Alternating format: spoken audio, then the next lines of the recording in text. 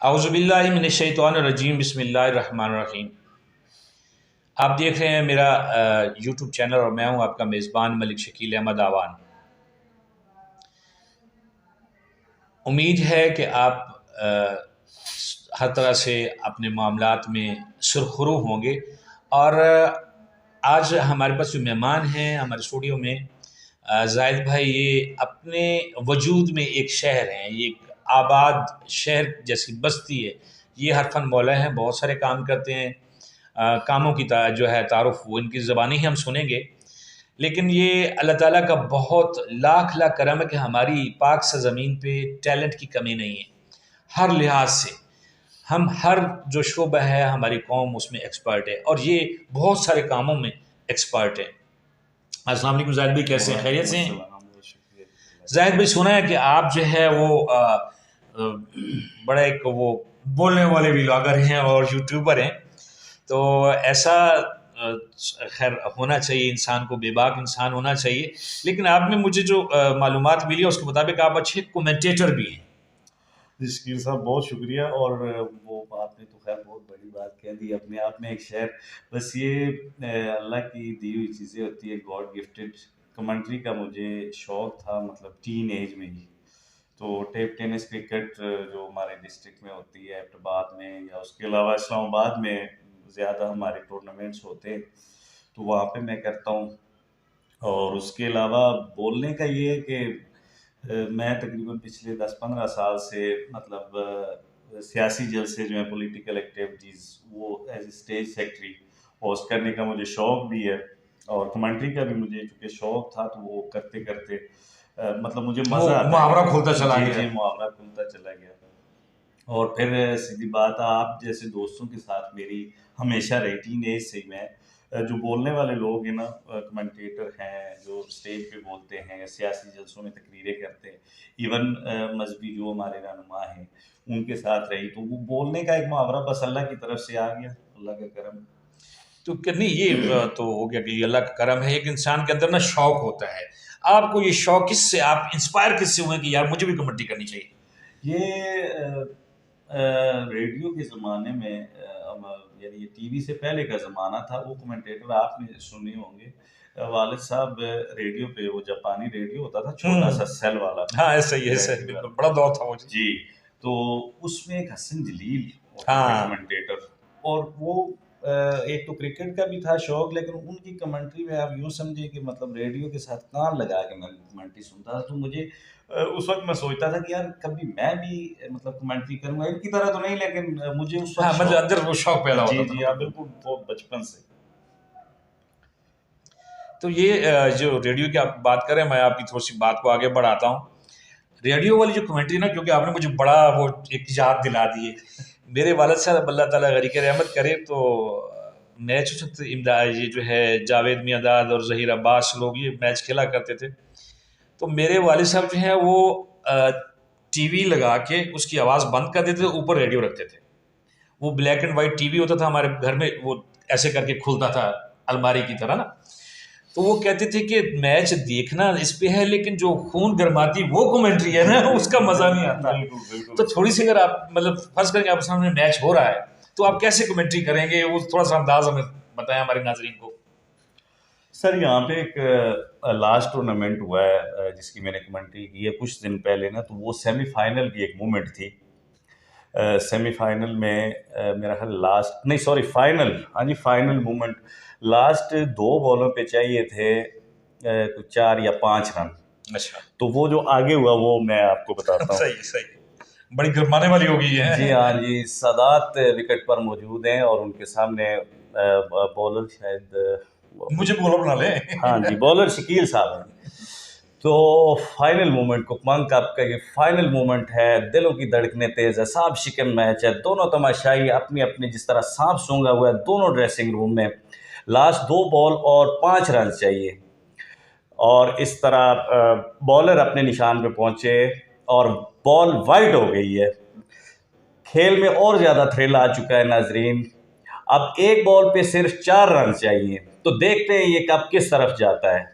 नाजरीन, दिलों की धड़कनें तेज हुई, बॉलर ने दौड़ना शुरू किया, गेंद की और छक्का। और सादात ने तारीख रकम कर दी है। सादात अपने दौर के जावेद मियांदाद बन गए। फाइनल मैच की आखिरी बॉल पर छक्का लगाकर अपनी टीम को चैंपियन बनवा दिया। ये यही यही लम्हात जो है ना, यही रेडियो पे और हसन जली लोगों की यही चीज़ें जो ना खून को गरमाती थी। और क्या कुछ मतलब कोई आपने कोई ऐसी एक्टिविटी जो आपकी याददाश्त हो, जो जिसको आप भूल ना सकते हो कि यार ये मुझे करना चाहिए था, मैं कर नहीं सका? करना चाहिए था, कर नहीं सका, ये तो खैर वो क्या कहते हैं कि एक लंबी लिस्ट है।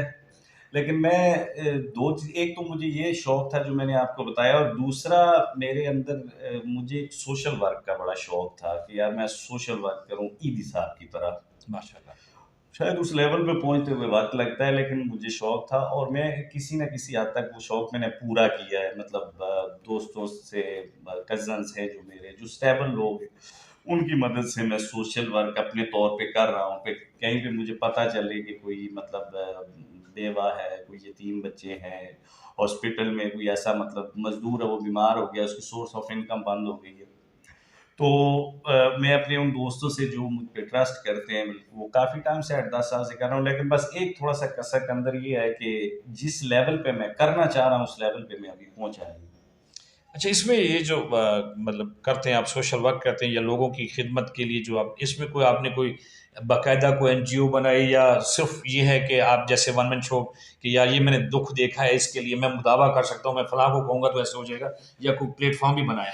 नहीं, प्लेटफॉर्म पर्सनली मैंने खुद नहीं बनाया, लेकिन यूँ समझे कि एक तंजीम में मैं थोड़े टाइम रहा, लेकिन उनका तरीक़ाकार मुझे पसंद नहीं आया, क्योंकि उनका वो फोकस था कि हम सिर्फ एम्बुलेंस देंगे, मतलब जब वो बंदा फौत होगा तो हम उसको एम्बुलेंस प्रोवाइड करेंगे। तो मेरा उनसे इख्तलाफ ये हुआ कि यार एक बंदा घर में गरीब बीमार है, भूखा है बच्चों समेत, तो हम 20,000 30,000 हाँ, रखे बिल्कुल। बैठे हुए हैं कि ये मरेगा तो उसको एम्बुलेंस देंगे, बजाय इसके कि हम वो 20-30,000 जो एम्बुलेंस का देना है वो हम उसके घर राशन दें। वो बेशक। तंजीम मैंने छोड़ी। उसके बाद एक और तंजीम बनी, वो मैं साथ होके, यानी उसके बानी जो 3-4 कारकुनान थे उनमें मैं था, लेकिन बाद में उनका फोकस भी कुछ मरने के बाद भी हुआ, तो मैंने वो छोड़ दी। हाँ, ये मेरा ख्वाब है, ड्रीम है कि एक दिन मैं जिंदा लोगों के लिए तंजीम करूँगा। बाकी इंशाल्लाह, अभी मैं अपनी कैपेसिटी में कर रहा हूँ, दोस्त यार कजन के साथ मिलके, वो अपनी कैपेसिटी में कर रहा हूँ, कोई प्लेटफॉर्म नहीं। अच्छा, आप मुझे बता रहे थे कि मैं जो पॉलिटिकल लोग होते हैं उनके साथ स्टेज सेक्रेटरी भी होता हूँ। मुझे ना एक बार, मैं नाम नहीं लेता हूँ क्योंकि वो बड़े बहुत बड़े आदमी हैं और बड़े डाढ़े हैं, तो उन्होंने कहा जी कि मैं उनका स्टेज सेक्रेटरी था जलसे में ना, तो यौम तकबीर के हवाले से जलसा था, तो वो कहते हैं कि यार आंदा ना ये बस आज से पक्का शकील जो है ना मेरे साथ है। तो मैंने स्टेज पे कहा था, मैंने कहा जी मैं मरना नहीं चाहता हूँ, क्योंकि किसी भी पॉलिटिकल लीडर को धमाका हो सकता है, गोली लग सकती है, मैं मरना नहीं चाहता। तो कभी आपको ऐसा हुआ खौफ आया कोई यहाँ लड़ाई हो जाएगी, मैं भी लड़ा जाऊँगा? नहीं, ये तो अभी आपने बात की तो मेरे ज़हन में फिर ये ख़्याल आया, लेकिन ऐसा कभी हुआ ना मुझे ख़्याल आया। और एकाध सियासी यानी इवेंट को छोड़ के बाकी मैं जिस सियासी के पुरअमन रहे हैं। हाँ, पुरअमन रहा हूँ। और दूसरा जिस सियासी जलसे में मैं गया हूँ एज ए स्टेज सेक्रेटरी या स्पीच की है, अभी कल मैं एक हमारा NA-16 है, वहाँ पे नेशनल असम्बली के लिए एक आज़ाद उम्मीदवार है सरदार यासिर, उन्होंने बुलाया था, मैं वहाँ गया स्पीच की। तो मुझे सिवाय सरदार मेहताब साहब के सब खुश हैं, एक्स गवर्नर है हमारे हाँ, हाँ, KPK बिल्कुल, के, बिल्कुल। उनके जलसे में मैं गया, तो मुझे मौका मिला स्टेज पे। तो फिर मैंने वो चूँकि 85 से लेके तो 18 तक 2018 तक वो 33 साल MPA की सीट उनके पास रही, तो मैंने इलाके की महरूमियाँ जो भी मामलात थे, मज़लूमियत, सारा कुछ उनको बताया।